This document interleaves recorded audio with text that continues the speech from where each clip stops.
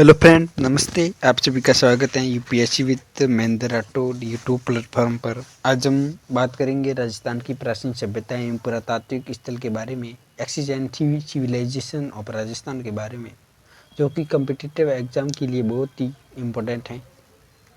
तो आज हम बिना कुछ देरी किए स्टार्ट करते हैं लेसन को। देखो, राजस्थान जो सबसे प्राचीन सभ्यता के अंदर पहली सभ्यता है कालीबंगा सभ्यता, जो कोई भी राजस्थान की कोई भी भर्ती के लिए बहुत ही इम्पोर्टेंट है। तो देखो, कालीबंगा सभ्यता के बारे में हम पढ़ते हैं। कालीबंगा सभ्यता को हड़प्पा एवं मोहनजोदड़ो सभ्यता के समकालीन भी माना जाता है।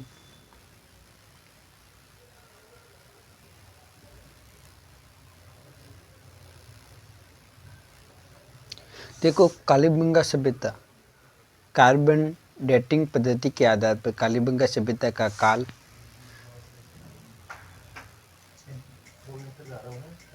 कोई बात नहीं। कालीबंगा सभ्यता का काल है जो 2350 ईसा पूर्व से 1750 ईसा पूर्व है। और कालीबंगा सभ्यता के जो उपनाम हैं वो निम्न प्रकार हैं। कांस्य युगीन सभ्यता भी कहते हैं कालीबंगा सभ्यता को, और आद्य ऐतिहासिक सभ्यता भी कहते हैं, और नगरीय सभ्यता भी कहते हैं, और पाश्चात्य हड़प्पाकालीन या हड़प्पाकालीन या प्राक हड़प्पाकालीन सभ्यता के नाम से भी जानी जाती है कालीबंगा सभ्यता।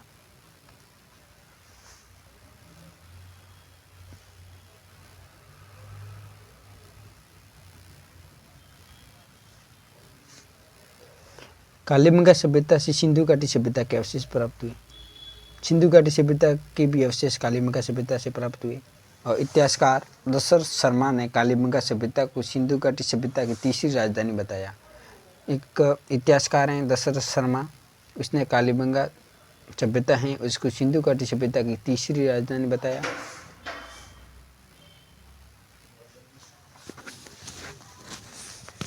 कालीबंगा सभ्यता दुर्गीकृत एवं अदुर्गीकृत दो भागों में फैली हुई थी। दोहरी रक्षा प्राचीर थी। प्राचीर का मतलब होता है दुर्ग के चारों और सुरक्षात्मक दीवार होती हैं, इसे प्राचीर कहते हैं। प्राचीर के साक्ष्य मिले हैं।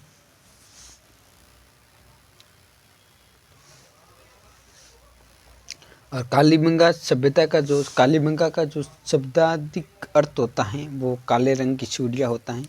और कालीबंगा सभ्यता सरस्वती या घग्गर नदी के मुहाने या किनारे पर स्थित है।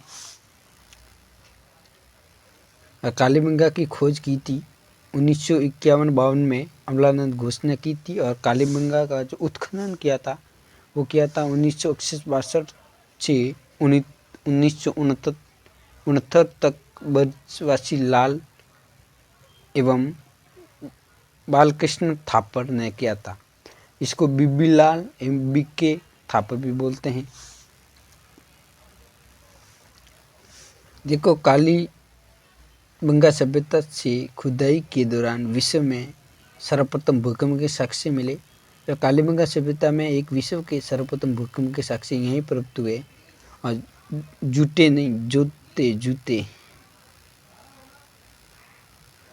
जूते हुए खेत के साक्ष्य मिले, और लकड़ी की नाली, बाद में ईंटों की नाली, और शल्य चिकित्सा की जानकारी भी प्राप्त हुई। और कालीबंगा सभ्यता से मोहनजोदड़ो की तरह लिंग, मातृशक्ति आदि की मूर्तियाँ प्राप्त नहीं हुई। लिंग और मातृशक्ति की मूर्तियाँ प्राप्त नहीं हुई, जबकि मोहनजोदड़ो में हुई हैं। इससे यहाँ के निवासियों की धार्मिक भावना का भी पता नहीं चलता। और कालीबंगा सभ्यता से प्राप्त साक्ष्य की लिपि दाएं से बाईं ओर लिखी प्रतीत होती हैं। इसमें अक्सर एक दूसरे के ऊपर खुदे हुए होते हैं। और कालीबंगा के उत्खनन से ज्ञात हुआ कि ये एक नगरीय प्रधान सभ्यता थी। ये एक नगरीय सभ्यता थी। यहाँ पर जो नगर थे उसका एक सुनियोजित तरीके से नक्शे के आधार पर एक व्यवस्थित तरीके से डिजाइन किए हुए थे और व्यवस्थित तरीके से बसाए हुए थे। राज्य सरकार द्वारा कालीबंगा से प्राप्त पुरातात्विक अवशेषों के संरक्षण के लिए वहाँ एक संग्रहालय की स्थापना की। और कालीबंगा सभ्यता के उत्खनन से ईंटों से बने निर्मित चबूतरे पर 7 अग्निकुंड भी प्राप्त हुए। कालीबंगा से 7 अग्निकुंड मिले और जिससे यहाँ राख और पशुओं की हड्डियाँ भी प्राप्त हुई। यहाँ से ऊँट की हड्डियाँ प्राप्त हुई। इससे और ऊँट इनका पालतू पशु था, अनुमान लगाया जाता है।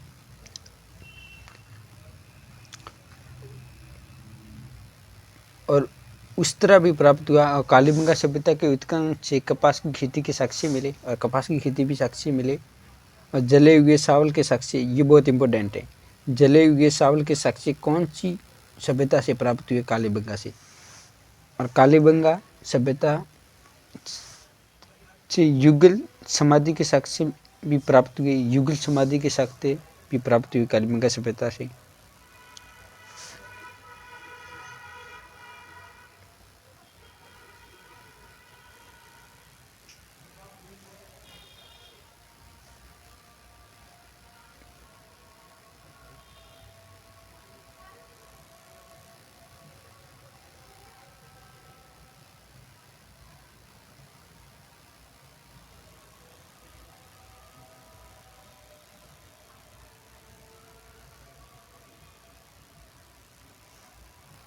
देखो ये पीछे चला गया था। कालीबंगा सभ्यता के उत्खनन से मिट्टी से निर्मित स्केल या फुट प्राप्त हुआ।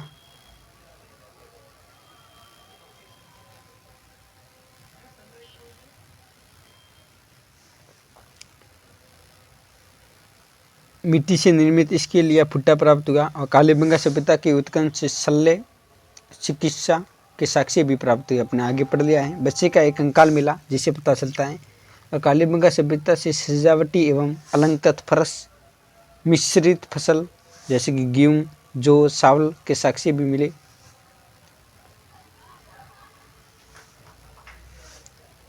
KUR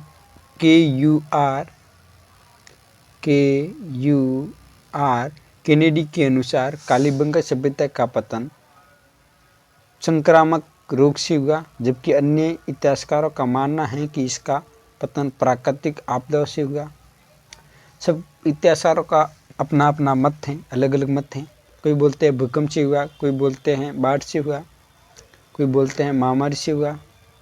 कालीबंगा सभ्यता से 7 हवनकुंड और व्याघ्र अंकित और महिला कुमारी देवी का सिक्का मिला, जिससे मातृसत्तात्मक व्यवस्था की जानकारी मिलती है।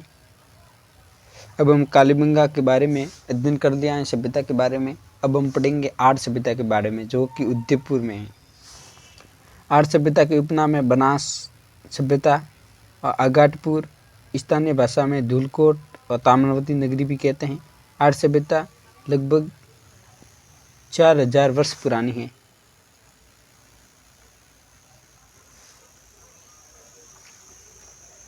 आर्य सभ्यता के खोज किसने की? आर्य सभ्यता की खोज 1953 ईस्वी में अक्षय कृतव्यास ने की थी। अक्षय कृतव्यास ने की थी 1953 ईस्वी में।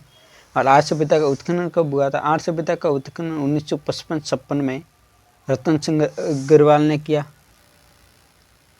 इसको आर.सी. अग्रवाल भी बोलते हैं। आर्य सभ्यता का सर्वाधिक उत्खनन पूना विश्वविद्यालय के प्रोफेसर हंसमुख धीरजलाल संकलिया ने किया। इसको एस.डी. संकलिया भी बोलते हैं। और आर्य सभ्यता से सर्वाधिक तांबे के उपकरण प्राप्त हुए, इसलिए इसे ताम्र नगरी भी कहते हैं। और आर्य सभ्यता से तांबे गालने की भट्टियाँ भी प्राप्त हुई आर्य सभ्यता से। और मिट्टी से बनी वृषभ या बैल की आकृति प्राप्त हुई, जिसे बनास्यल बुल कहा जाता है। बनास्यल बुल भी कहा जाता है। और सपाई के ठप्पे, आटा पीसने की चक्की भी मिली और लाल काली मिट्टी के बर्तन मिले।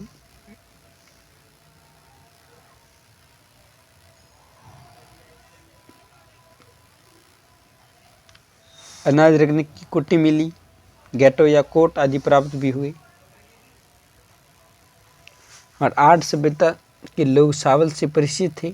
और सादी धातु से अपरिचित थे, ये ध्यान रखना। सावल से तो वो जानते थे सावल के बारे में, तो लेकिन सादी धातु के बारे में वो अपरिचित थे, नहीं जानते थे अभी तक। और आर्य सभ्यता के मकान मिट्टी एवं पत्थरों से बने थे, जिन्हें बाँस से ढका जाता था, और फर्श चिकनी मिट्टी और पीली मिट्टी से मिलाकर बनाई जाती थी, और अधिकांश मकान आयताकार होते थे। और मकानों में एक से अधिक चूल्हे प्राप्त हुए, जो शायद बड़े परिवार या सामूहिक भोजन व्यवस्था को दर्शाते हैं। देखो, आर्य सभ्यता में बहुत सारे चूल्हे एक साथ मिले, जो शायद इतिहासकार पता लगाते हैं कि या सामूहिक भोजन की व्यवस्था होती थी, या एक बड़े परिवार एक साथ रहते थे, एक घर में एक साथ 6 चूल्हे प्राप्त हुए।